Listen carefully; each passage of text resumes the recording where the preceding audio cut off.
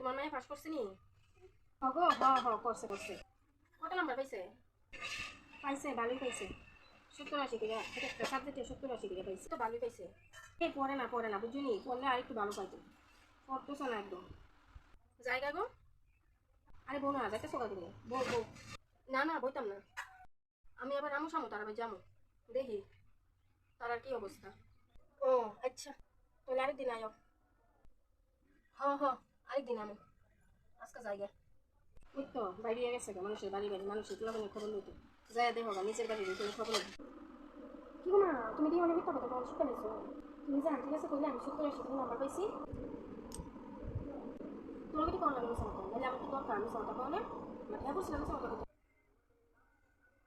আমি সম্মান থাকবো নি, আমি যদি সত্যি কথা বলছি তুমি নাম্বার আনছো কার মধ্যে দিতে আমি দুইটা তিনটা মাস্টার রাখছে রেখে সে যে নাম্বার আনছো আর কাছে কমের মতো না দেখা যায় পারা পেতে মানুষ একটা মাস্টার দিয়ে সেটা পড়িয়া ফার্স্ট সেকেন্ড থার্ড হয়ে যেতেছে না, আর তবে একটা মাস্টার রাখছি তারপরেও তো রেজাল্ট নিয়ে নেবো না কথা কইতে নিবে তাহলে তুমি কথা কম তুমি তুমি কথা কম হবে।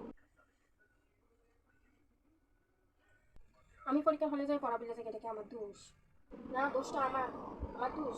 আমার লগে তারা জানো নি পরীক্ষা এলে কত কিছু খা কেন, তুই পরীক্ষা এলে কি তো বাকস না পড়া মনে থাকার লেগে তারা পরীক্ষা এলে ডিম দুধ কলা মাছ মাংস এটি বেশি করে খা যাতে পড়া মন থাকে।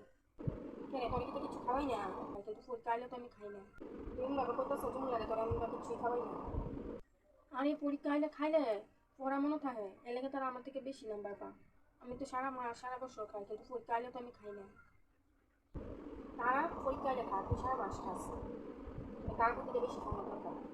শুনছি সারা মাস খাইয়া পেট বানাইতে পারস না, পরীক্ষার সময় খাইয়া তুলে দিবি।